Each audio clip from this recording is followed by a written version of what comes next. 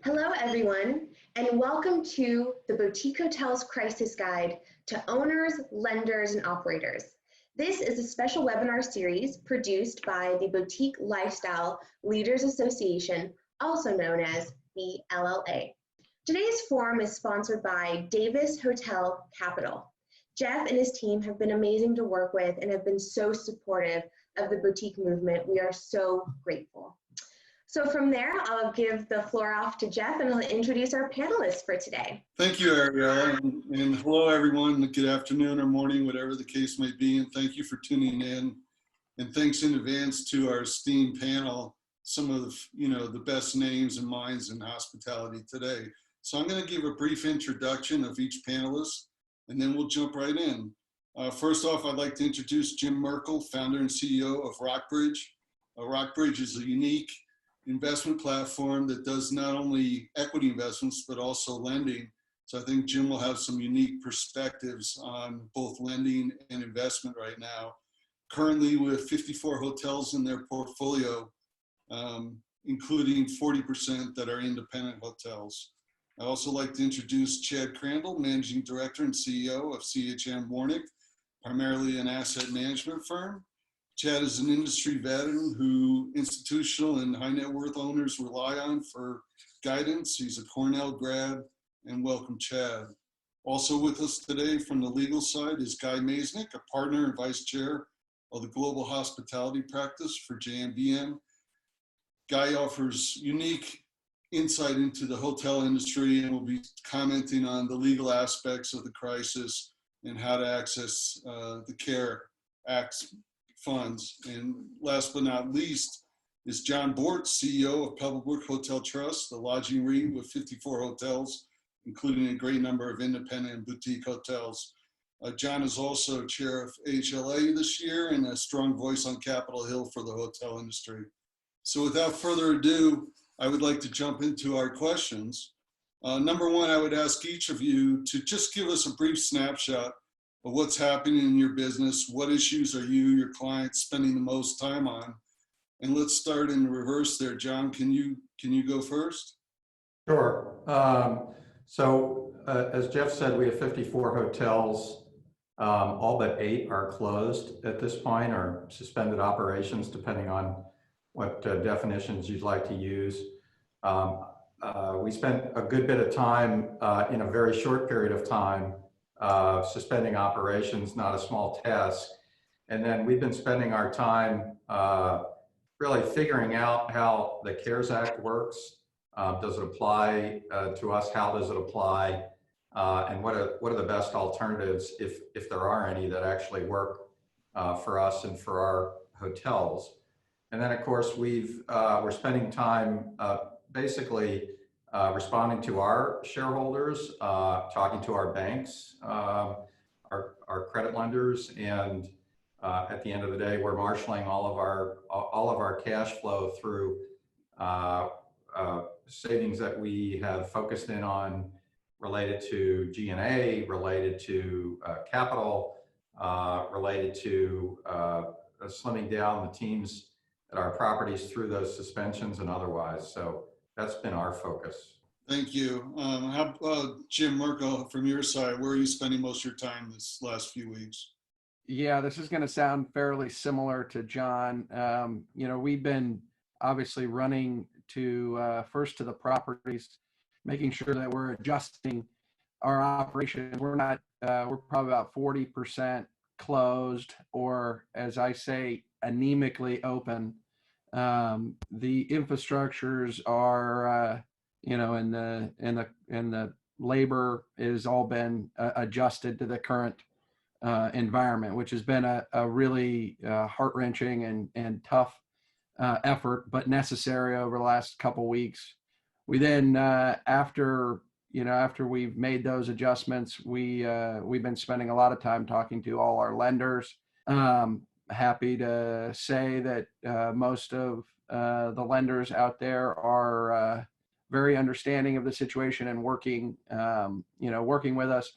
We primarily borrow from balance sheet lenders, so it makes it a little bit more direct to the decision maker. And so that's been helpful. And then this past week, we were trying to hit a moving target with the SBA and the CARES Act, and we applied. We had 44 loans applied on Friday, which was a Herculean effort to get that done on Friday. And so we're still working through that and making sure that we have all our ducks in a row for that. And then talking to investors. I think in these times, it's just critical to be transparent and to share exactly what's going on. So we've been having a lot of investor calls and reporting out to the investors. Thank you. Chad, what's going on in your shop as an asset manager? I'm sure all your clients are burning up the phone lines. Indeed. It's a familiar refrain that you started off with, John, and then followed by Jim. You know, we are now entering our third week at stay at home. So our office is effectively shut down, although I am working from here because I can walk to my office from my home. I'm fortunate in that regard. But it was getting everyone set up to be able to work remotely. And then over the last several weeks, intensive review of the open suspended operation scenario. We have over 75 hotels in our portfolio, and it was just, as referenced, grueling to go through and make the decisions that had to be made. Those have all been executed on. Out of the 75 hotels, we have over 45 that are closed or suspended operation. The remaining ones are open, and they're open for, it's really a day-by-day decision as to whether they stay open. Much like Jim referenced, the SBA is a moving target. The stay open has been a moving target because sources of business that we thought were going to be there haven't been there to the levels that sometimes makes it a decision to try to stay open. So we're closing another 6 hotels this week, and we're going through the process of executing on those plans. We've been supporting our investors with the SBA CARE Act opportunities. Couldn't agree more, it was a moving target. We had some of our applications completed earlier in the week, and then we found out that they introduced a new form on Thursday night, so we had to redo those all over again and resubmit on Friday. So it's been a bit of a catch-up game, but we were successful with the majority of our clients who wanted to submit for the SBA program to help support and execute on those programs. So now this week we're again reassessing where we are, working with a number of our investor clients also with their lending relationships and supporting them and trying to get some forbearance or other relief that might be necessary to get us through this crisis. Thank you. Guy, obviously you're an attorney, so you're looking at this through a legal lens. What questions are you getting from clients? Where are you spending your time?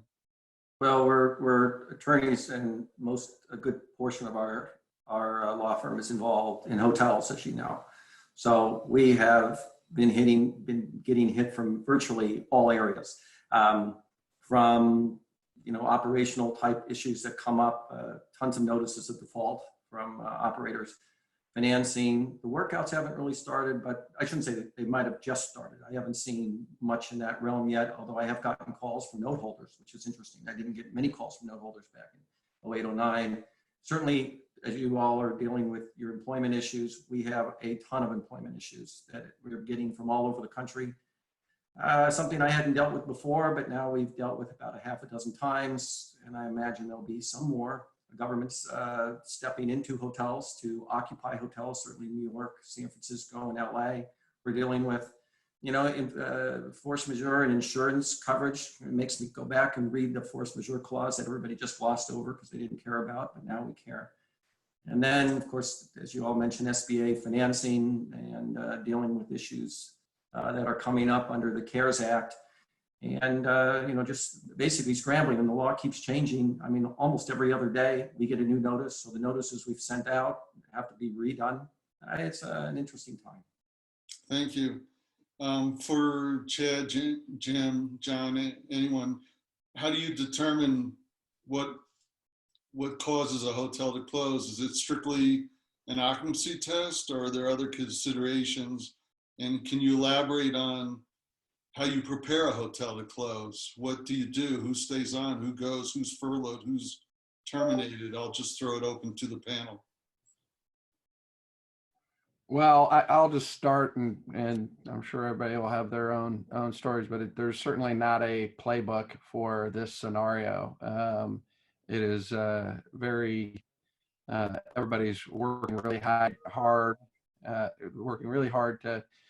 to make these decisions and make these tough decisions, and also at the same time care for their employees and try and do what's right. And so it's, it's been tough operationally and on the teams. But what I would say is that I've seen really just an amazing human spirit through it, and understanding of the situation where we're all in it together, and we've been working hard to stay in communication with all of our team members through the process. And this SBA loan is really primarily for the employees, and many, we have to spend 75%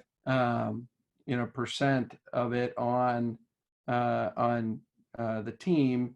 And so in a situation where our businesses aren't going to be open and operating at normal levels for the next 8 weeks. So it's largely to get dollars into our team members' pocket. And so we've been, really focused on that. John, Chad? Yeah, I would add, I guess, that the decision, to stay open or to suspend operations really was a case-by-case situation. You had to look at the profile of the type of business that you were doing at each location and determine initially how they were going to be impacted. It started out where this became a group event. And so when it became apparent that group was going to be flatlined for April and May, and if the majority of the business in our hotels was group driven, then those properties sort of rose to the top of the list to suspend operations. And in the majority of those, that's exactly what we did. We tried to hang on to the business where there was more of a transient focus. And those were the original properties that we identified to try to stay open. And in many markets, we've still been able to do that. They tend to be more secondary locations. To some level, there are a few airport hotels as well, but not in an urban core. Urban core is really hard to stay open right now because there virtually is no transient and there is no group. If you're dealing with medical responders or folks that are helping the sick, and you're proximate to a hospital or an interim care facility, then there is some business to be had. John, what goes into your decision tree on opening or keeping a hotel open or closing it? Well, it's pretty much just a cash flow decision at the end of the day. Once you get past the people decision, whether you're open or you're closed, the difference in the team you have at your property is fairly insignificant, frankly, because where we're open, I think we have 8 hotels open. I think we have crew at 3 or 4 of them that are still flying, believe it or not. I don't think they have any passengers, but most of the time, but they are still flying. And so they are still coming in. We have a cargo crew, a FedEx crew at one of our hotels. And we have construction going on at a few hotels that's very significant, complete renovations. And so we needed to have some people there anyway from the operating team to work with the contractors to run the systems and secure the property at the end of the day. So many of those we kept open.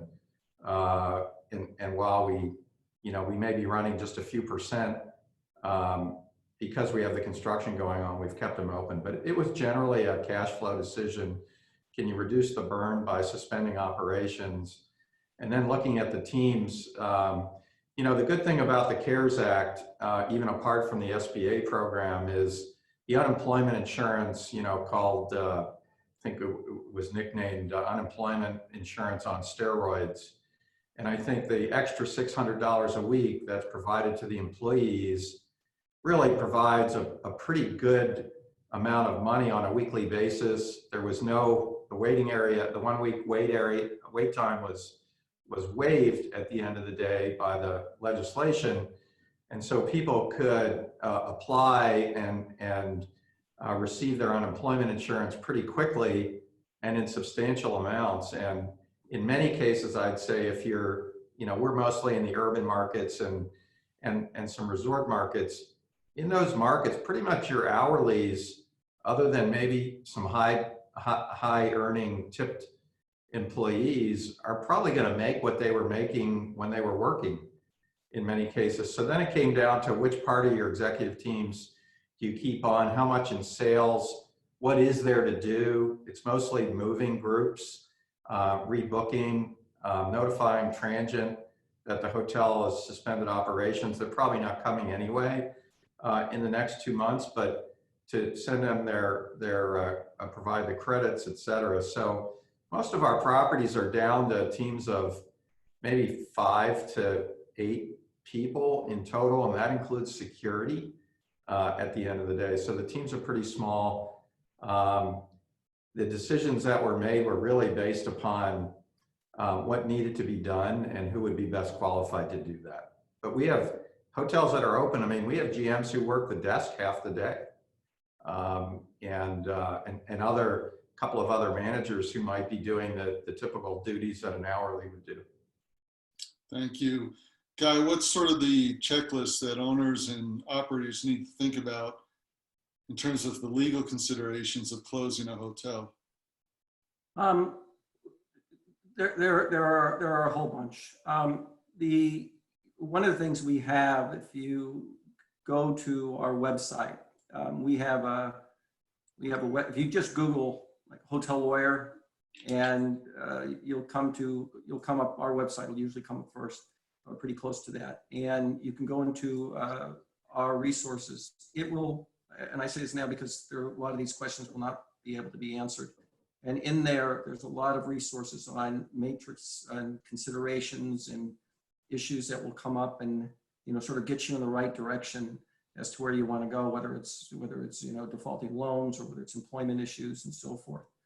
We spent the considerations when you're from a legal standpoint, when you're closing a hotel, the first thing you deal with is the employees, and all the rules apply. There's no exception because we've had this happen. These are being this be a boutique conference. You won't have franchise issues, and you probably don't have ERISA issues, and you probably don't have ERISA issues in your major hotels. But Warnick will apply, Title VII, OSHA, all of these rules will come into play. And I mean, we've sent out now, I think, probably maybe over 10,000 notices easily. And some of these you have to get it right. If you get it wrong, you still have to continue. The exposure is back wages, back benefits, get fined, attorney's fees. So you have to make certain you do it right and you know those rules and you follow them really carefully. And then from there, you deal with your lender, even if you're not going to close or you're going to close, whatever the circumstances are. And even though your lender is probably getting bombarded, it's probably a good time, no matter what your plans are doing, to stay in communication with your lender. I know our lender clients like to hear from their customers. When they don't hear from their customers, that's when they get really nervous. So to stay in there. And we're getting lots of questions about loan documents and do MAC clauses apply and how those all work. And so we're spending a lot of time on that. And then of course the SBA, which we can talk about ad nauseum, certainly not within the time period of this plan. Thank you. Open question to the panel. Are any of your hotels being used for alternative uses such as quarantine, housing for healthcare workers, first responders? Has anyone touched into that need? We don't have any that have been utilized yet. We've offered, and in a couple of cases, we're actually in discussions on agreements, but none are being utilized at this point in time in our portfolio. We have. Certainly we're not hotel owners, but our clients are. And so we have been getting, and those agreements come really quickly. It's not like you have a couple weeks to negotiate. I mean, you get the call at 11 o'clock and they say they're moving in by 2 p.m. And there's a lot of considerations for those. So you have to, it's a good idea to have all the issues fleshed out ahead of time, which we were able to do. We saw this coming. So we prepared addenda and so forth that works. Some of the cities will take them, or some of the counties and cities will not, but you need to be ready to put it on them immediately, because number one, it's easy to put people in your hotel, not so easy to get them out of your hotel. So how are you going to do that? Plus, you want to make certain that they have good sanitizing systems in place. You know, 80% of all the virus are going to be in your HVAC system and on your textiles. So there's only a few systems that are out there, and they're excellent. They've been doing it a long time, ever since the mother of all viruses, the bovine virus, which turned into mad cow disease and Ebola.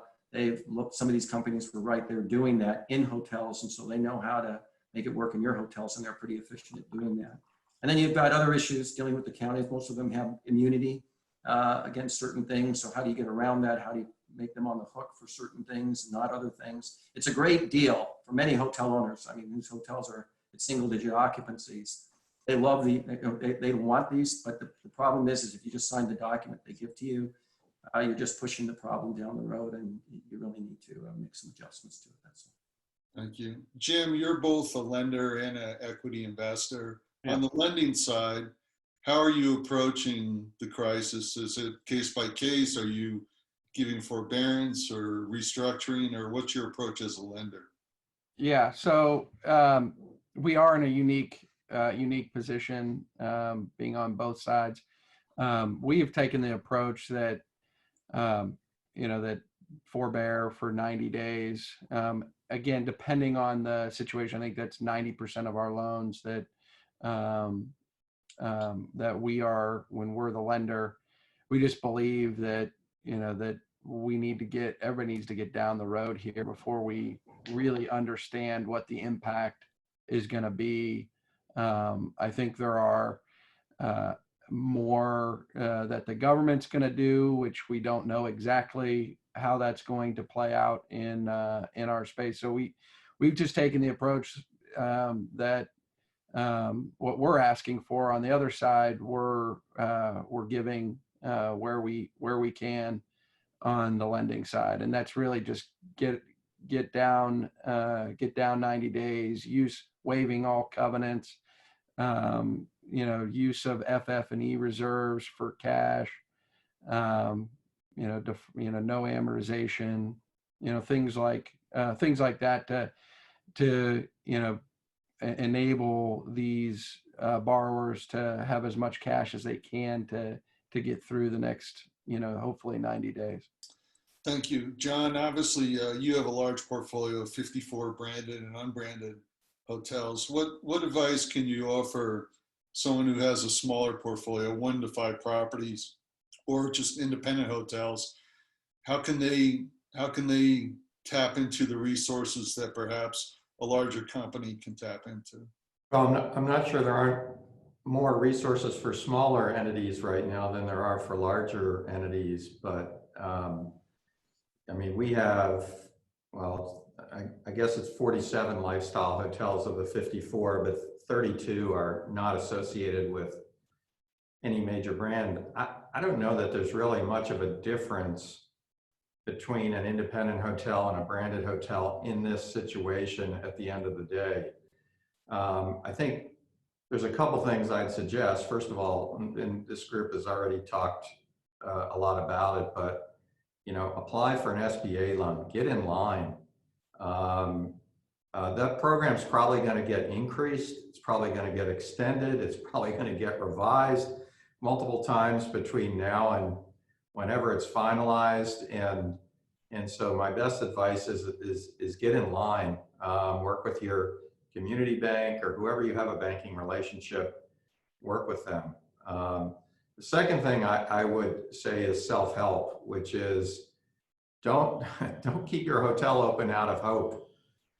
This is going to go on for a while. We're going to be in lockdown here probably for at least another 60 days effectively. And we think travel is going to be slow to come back. And the rules will be different. The governments are going to allow or not allow gatherings of certain sizes. Restaurants, maybe half the number of people spaced out. Can you have a wedding of 100 people? We don't know. We don't have the answers to any of those questions. So we'd say protect your real estate, protect your cash. At the end of the day, the more cash you have, the more you can protect it, the more likely you are going to be able to survive. And I do think, unfortunately, there are going to be a lot of folks who don't reopen, where perhaps the cash burn is going to exhaust their resources. And then there's some markets like in New York. I think there'll be tens of thousands of rooms that never reopen as hotels in New York. And I don't mean to sound alarmist, but New York was having a hard time when times were good. And when you eliminate demand and you don't eliminate the high cost of labor and real estate taxes and utilities and other expenses in that market, I think there are a lot of properties that'll end up being owned. Maybe they'll end up being homeless facilities bought by the city or the state, who knows. But as commercial operating hotels, I think a lot of them won't reopen, and there'll be other markets where that happens as well. So protect your resources as much as you can. As much as we feel for our people, the federal government's going to take good care of them. Thank you. Sobering. Chad, as an asset manager, what are you advising your institutional clients on lender strategy and human resource issues such as furloughing versus terminating employees?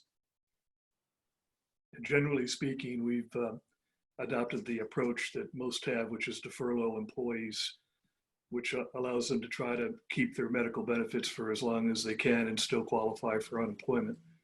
And that's been sort of the preferred approach in most of the properties that we've been involved in. I'm sorry, the second question you had was? Human resource issues such as furloughing versus terminating employees. Yeah, so again, I think as John has alluded to, I think those that had to be terminated, the unemployment benefits are there for them to take care of them. And the focus has really been trying to work with our clients to preserve cash flow. Cash flow is paramount right now to making it to the other side of this recovery. And the hard part right now is we just don't know when that's going to take place. I think John alluded to for the next 60 days, and then that's really been our general business model. I think when we started it 2 weeks ago, we thought it would be 60 days starting in April, and that there'd be reopening in June, beginning a buildup in July, and by August, a continuation of that. And I think we were hoping that from September on was going to be back maybe to normalized operations. I think we've taken a revisit to that, given where we are a couple weeks later into this, and that does not appear the likely scenario. We still may have properties that are going to be shuttered going into June. And if properties are going to be reopening, we're looking at, as I think Jim referred to it, anemic occupancy levels in the month of June. It does not seem like it's going to be a sprint to get out of this. And we're really questioning, if you will, this V recovery. We'd like to say that we're going to follow the pattern that we've seen and those that are before us, specifically China and Italy, but we've handled the crisis differently here in the United States, and how that's going to affect this recovery, I think, is still unknown. Thank you. Jeff, Jeff, quickly, there is a state by state, whether you furlough or terminate employees, some states don't make any difference at all, whether they're furloughed, and where that comes up is the benefits that have to be paid, different on termination, different on furloughing, particularly vacation. If somebody's accrued vacation for a long period of time, that can be a significant number. So we have cautioned our employers to look at each employee really separately and determine what makes the most economic sense and what is in the best interest of the employee. Thank you. Jim, as John indicated, cash is king, and we could be in for a long ride. Are you employing any strategies to maximize your cash retention, working with lenders on forbearance or bringing fresh capital or tapping lines of credit? How are you preserving cash? Yeah, I wanted to just add to what John and Chad said, that certainly cash is king, and it gives you options. So we have run to cash, and I think everybody here has talked about slowing the leak in the boat at the properties, and trying to manage cash at the property level, then going to the lending side of it and getting help from the lenders, and then generally just good cash management at the parent is critical. And one of the things that I wanted to add was that there's a difference between forecasting what you think might happen, and there's a difference in forecasting a stress test to your portfolio. And so what we have done is and from the beginning, we felt like we didn't know when this was going to turn around, and we were going to stress test our portfolio and our cash needs for an extended period of time. And so that's what we've done. And all of our best guess for when this is going to turn around, we have some indication, as I'm sure the others have, about groups rebooking in the third and fourth quarter, and whether that materializes, whether you can gather in the size groups that are booked at your property. I think all of that is unknown. We are preparing for an extended period of time of a low occupancy and a low operating levels, in some cases closed, in order to just prepare for the cash that we need to make it through this period of time. Thank you. Guy, are there any, there's obviously a host of legal issues and laying off people or furloughing people. Are there 2 or 3 key things you could advise the audience on in terms of a checklist, so they're not, making mistakes when they're downsizing? Yeah, well, like I said, I think the key issue are the notices that you really have to provide, and make certain that your notices really have all the data. You really should check the latest requirements in your state, because those are changing quickly. And it's if you don't get the notices right, then you don't have the reasonable expectations for what you anticipate occurring from those notices. So in my view, that's at the employee level, that has been key. And a lot of our employee department, which is extremely busy right now, they're spending most of their time dealing with that and phasing and the differences between furloughs and terminations, and going through line by line benefit packages. Also, unions have been very cooperative, but if you have a union hotel, you have to get in touch with the union right away for all of these things. And again, if you do not do that, there could be a position that some employee that you think is furloughed or terminated has not been furloughed or terminated, and that will become an issue. Thanks. John, I know we have to sort of come out the other side of this, and who knows how long that'll take, but do you see any opportunity in this? Do you see yourself as a buyer, a seller, a lender in the future? In the future, yes. In the near future, no. It's interesting that there are plenty of folks who view themselves as opportunistic, and calls being made, calls received. I mean, we've talked to some folks who've called us, and our first question when they say they would have an interest in our portfolio is how are you going to underwrite it? Like, what is your basis for determining value? What set of assumptions are you using at the end of the day to tell us what you think this asset you want to look at is worth? Because they're burning cash flow right now. They're closed, or if they're open, they're still burning almost as much cash flow. So how do you underwrite it? So I think I think there's little to no financing available for any kind of levered buyer. So I think that market will be frozen for quite some time, maybe the whole year. We'll see.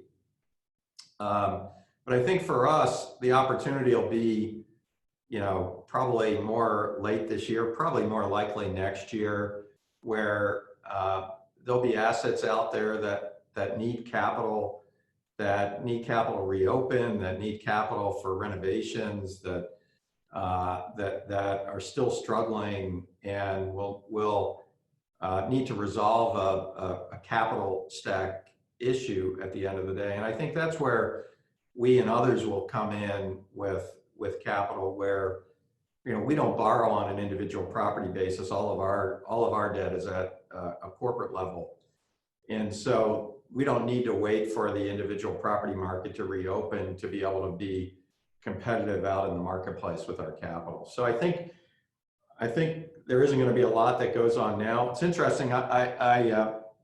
We were talking to somebody yesterday. They attempted to send the keys back to their lender, who rejected the deed in lieu, and because they didn't want to keep funding the cash burn. And so this will be a question for Guy, but it'll be an interesting situation when folks aren't paying real estate taxes and insurance and utilities, and they don't want to secure the building any longer, and the lender won't take title. What happens to the property? In some parts of the country in the last 90 days, we had already seen some of the slowdown occur. And if you go out to some certain areas, and it is area by area, you saw that real estate taxes, because those are the first things that you don't pay when you're having trouble with a property. Some states it will be 5 years before they ever are going to take any action. So that's the first to go. And the lenders don't know about it usually because they don't get notice. So that's one place to hide and keep cash. But now it's a little different. And usually lenders definitely, even if the hotel is great, I don't want to say all lenders, because some of them can be cowboyish, but most of the time you put in a receiver. The receivership's expensive, right? And closing a hotel is expensive. You guys know that. You close the hotel, it doesn't mean the meter stops. And in all sorts of areas that you have. We've seen all sorts of runs on what the cost to close a hotel. But at the end of the day, the lenders have an obligation to exercise their remedies. That's why when you're negotiating loan documents and you've got these really, really tough remedies in the loan documents, lenders do need to be careful. We tell our clients this because if they're in your loan documents, your auditors want you to enforce them, especially if you're an insured lender. So you may end up having to take the hot potato even if you don't want it. Jim, how about you? When are you a buyer, a seller, a lender again? Well, we're always a little Jekyll and Hyde, given that we have portfolios and investments that are in prior funds, and then we have funds that are in new funds that have just been raised, and so that those dollars are dollars that we're out looking for investments. Obviously, everything's been inwardly focused over the last 3 weeks. We're certainly getting some calls on cash needs. I think this will develop over the next 6 months. Really over the 90 days, as you see a lot of banks forbearing for 90 days. But we think there's going to be a ton of disruption, exactly what John said, and that those that weren't prepared for, at least on a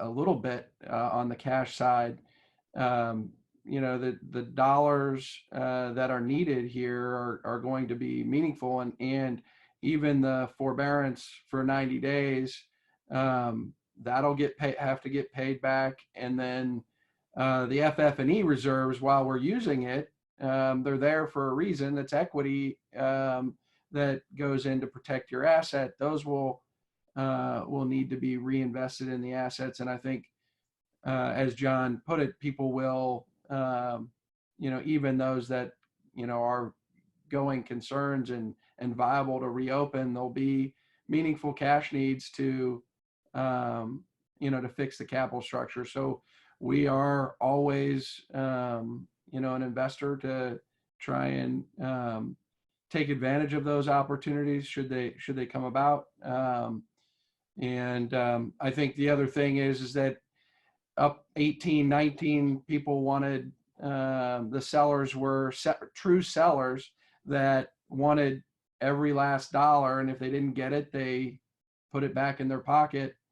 I think those true sellers will be coming back, and they're going to have to be realistic. I think the psychology has changed materially, and not in a predatory way, just in a reality that how do you value these assets? How much forward cash flow visibility do you have?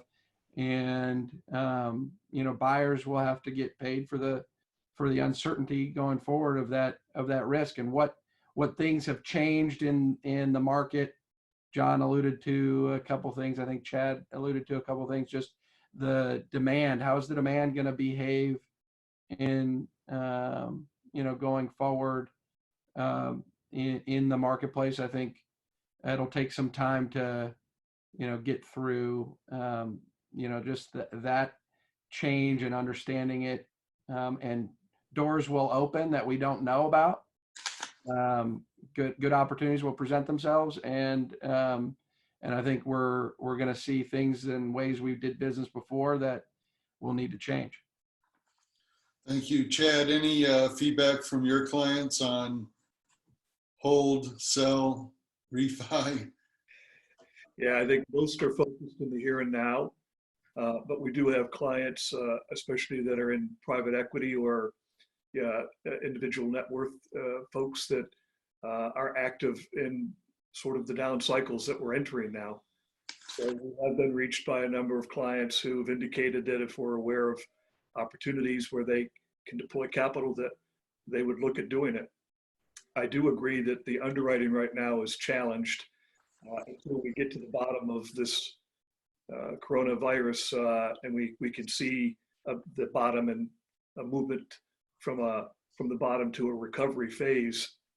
It's really hard to model things, and that's the challenge, I think, for probably the next 2 to 4 weeks, is that we've got to get through the worst of this, which is, I guess, the phase we're entering based upon what they tell us. And but there will be opportunities out there for folks that have the capital that want to deploy it into the hospitality sector. Some are going to be a little bit more risk averse than others, but there'll be some that'll want to find a way to deploy capital in certain assets that they have an interest in certain markets. So it will come around. Thank you. Geoff, I just add to that. There's going to be a lot of people that want to be opportunistic, and we saw this after the global financial crisis. But there's a difference between wanting to be opportunistic and actually doing it, and getting to the closing table and moving forward. And I think you'll see a lot of noise for a little while before, and there'll be a few that are convicted and that have the capital and can move forward, and the market will shake itself out. And Yeah, Geoff, that's a good point. Sorry. The last, in 08, 09, you just needed money, right? That was the only thing that froze was money. The assets were operating, and granted they were down, but they weren't this far down. Now you have toxic assets, and you don't just need money. You actually need talent to be able, and operational abilities to be able to make these things work. It's not easy. You have to have a much bigger risk profile now than you did before. The one thing I would add, though, is those, if you happen to have any properties at all in the development phase, and you are having issues with the local governmental authority as to number of rooms or uses or anything else, this is time to get on the phone and go back to them, because their arms are wide open. I'm not saying you can put an amusement park on that piece of property, but there's a lot of things you could do now that you couldn't do 3 months ago. Geoff, I think one other thing not mention, for those of us back in 9/11, if you remember the issue following that with financing, where lenders wouldn't provide financing without coverage of terrorism. And so the question you have to ask today is, as we move forward, what's going to be required of lenders in terms of insurance, because epidemics and pandemics have been excluded. And that's clearly was a good thing for the insurance companies to do that. But now the question is, if you have another one of these as a lender, I think you view the world a little differently than you did. It's not just good enough to exclude it. In fact, you might need to require that someone have insurance, and whether that gets built into what is typically accepted and where does that come from? Probably the federal government backstop, just like we did with TRIA. But that's down the road, but it's not that far down the road when it comes to refinancings later this year, probably next year. Open question for the panel. What leads us back to recovery? In your mind, what would it take for hotels to start reopening? Is it discovery of a vaccine? What in your mind gets travel moving again? Anybody?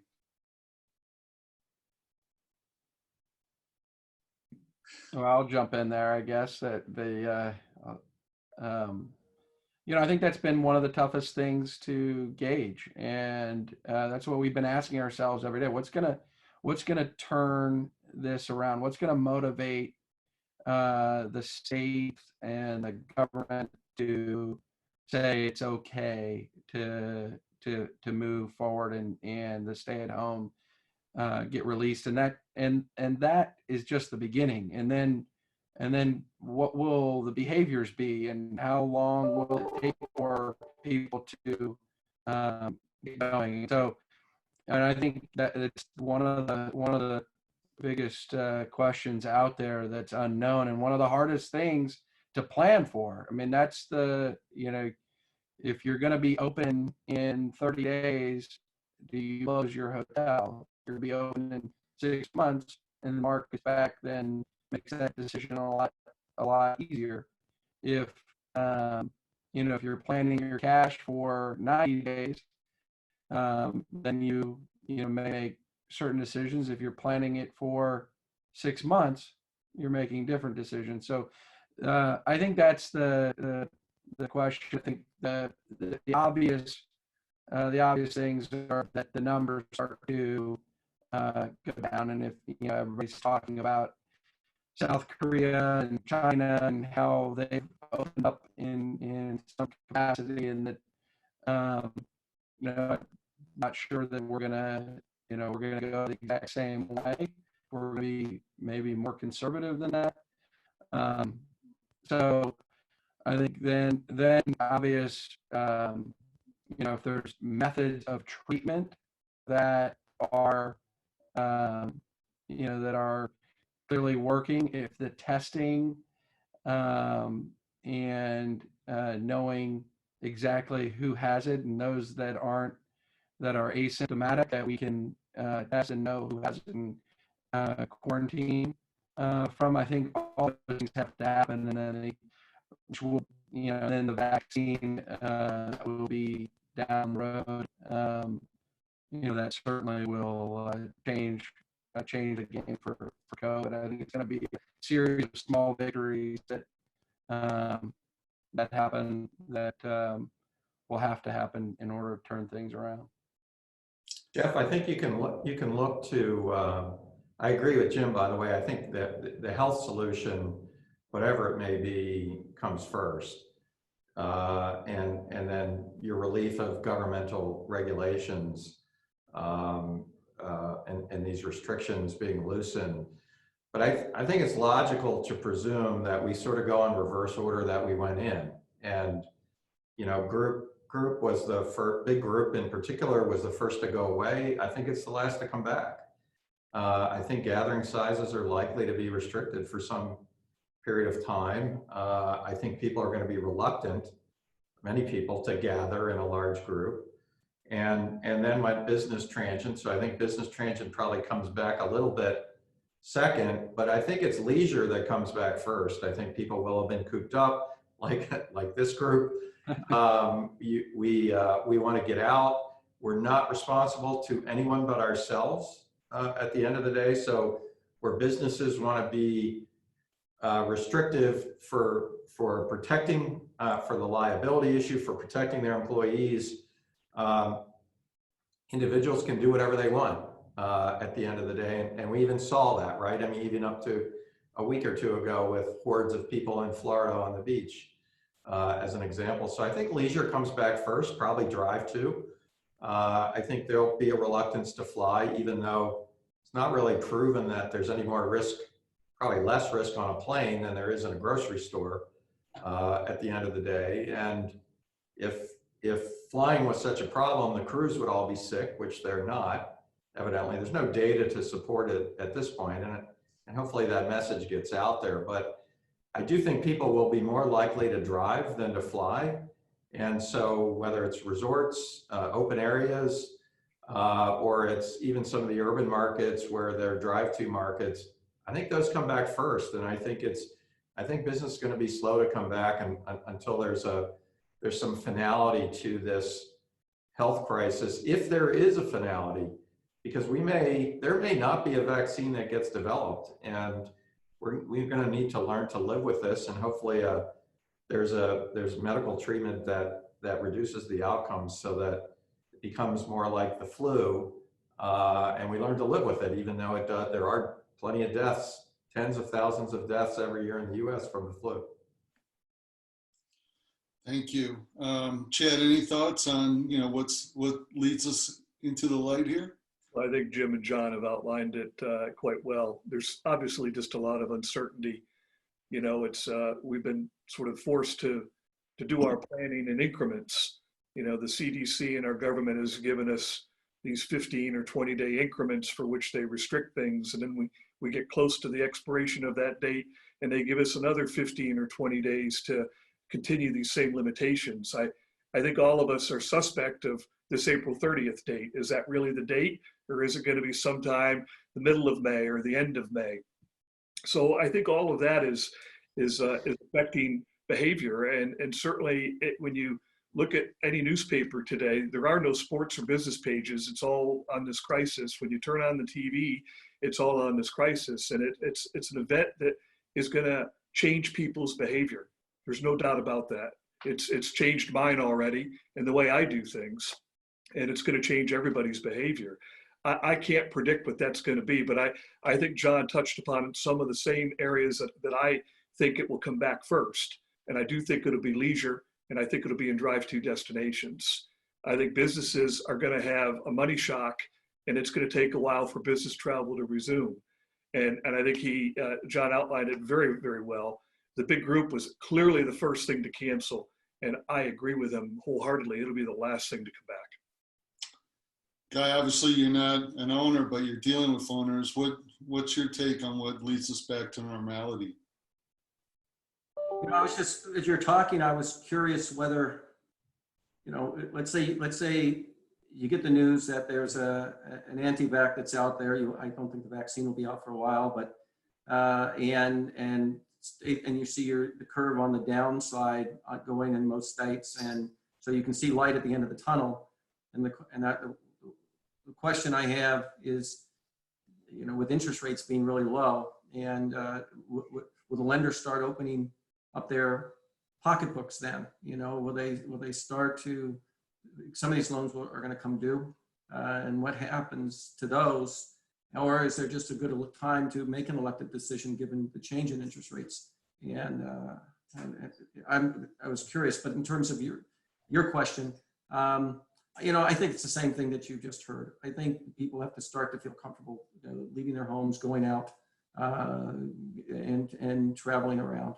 And until that happens, we're going to be doing what we're doing. Thank you. As we sort of close in on the end of our hour here, I think one of the most important things we wanted to ask or highlight is, how do we help our most affected associates, our team members, our our associates who are, particularly the hourly employees, who are taking it on the chin. And I'll point out that on the homepage of blla.org, there's a list of places you can donate to our audience if they're so inclined. Obviously, there's some very good core organizations like hospitalitycares.org, Hotels for Hope. To any of the panelists, if you'd like to suggest a way for the audience to help those most affected, a charity, a cause, or whatever, feel free to weigh in now and suggest something if you would. I would just, to that question, I would just say that, the CARES Act and the unemployment, I think that we are in the near term as an industry and the government taking care of the team members. And we're hoping, that lasts, through, that we have the dollars that last for longer than 8 weeks if this goes on longer. And I think there's good indication that, that we will have that to take care of the team members. I think my advice to people is just to get involved in your community where there's needs in places that, are immediate, even people that, were struggling before, this made it even more difficult. And I know that getting food to people in need, there's a lot of community efforts. And I would just say there's a lot of people that are trying to mobilize resources and to just get engaged and do your part in your own community, in your own company, where those needs are identified. Thank you. Hey, Geoff, there are two that I would mention. One is the HLA Foundation, which is providing assistance. The dollars go through them to the needy community organizations that would be focused on hotel associates and others. The second thing is AHLA put together a self-training a set of modules that while these associates are at home, not working, here's an opportunity for betterment to go through these training programs and improve yourself so that when you come back to work, you're going to be even more valuable than you were when you left. And I think a lot of times people don't think about that opportunity, but I think there's people have plenty of time on their hands now to take advantage of that. That's a great point. Thank you so much. Yeah, Go ahead, Chad. Yeah, I was just going to say, I think Jim alluded to this, and I agree. Try to keep it local in your own community. There's a lot of folks that are hurting and are in need of, whether it's blood at the Red Cross, which is in a dire need right now in many, many communities throughout the country, whether it's food pantries in your local community who've been feeding a lot more people than they had just 3 weeks ago, or whether it's the restaurants in your community that you want to see to the other side and supporting them with gift certificates or other means to help them provide some cash to them during this time of need. Thank you so much. I would like to thank all our panel members, Jim, John, Chad, guys, so much for your time and your insights. It's been extremely valuable. Ariella, I'll turn it back to you. Hello, everyone. Thank you for tuning in. Thank you, Geoff, and to the amazing panelists. Coming together to brainstorm ideas is really how we're going to recover. So first of all, thank you. If all of you could just stay on the line just for a couple of more minutes. I saw a lot of questions come in. We will be sending those to the panelists. For any more questions that come up, please email info@blla.org. Regarding this panel, regarding any other questions in the industry, BLLA, we're here to help you. So we have that. And then also, we've been advocating for boutique hotels officially since 2009. To continue our efforts, we ask our audience to consider becoming an official BLLA member. There's a ton of benefits that come along with it. We have some new things that we're developing right now as well. We will also soon be launching worldwide campaigns to spread awareness However, in the meantime, we ask you to use these two hashtags, hashtag boutique strong and hashtag save boutique hotels, to show your community that you stand with boutique, that we're going to come out of this together. We need your support more than ever now. BLLA is the boutique sector's voice that will make us as a community even stronger. So also, after an abundance of requests, we've started a YouTube page. My mom and I, who's my business partner with BLLA, we're doing some fun little series, but then also we will be taking these panel sessions. We have recorded them and we will edit them and put them on YouTube so that everyone can see them. We do need a few days to edit this. Also, we will be coming out with a recap article, and again, all the questions that you're sending, we will be answering a lot of those and putting them into an article. That's on BLLA's media site called stay-boutique.com. So that's it, everyone. We want to make sure that everyone stays safe. We have a little saying, stay home, stay safe, stay boutique. So we'll see everyone on Friday for our crisis guide to food and beverage. Thank you, everyone, so much.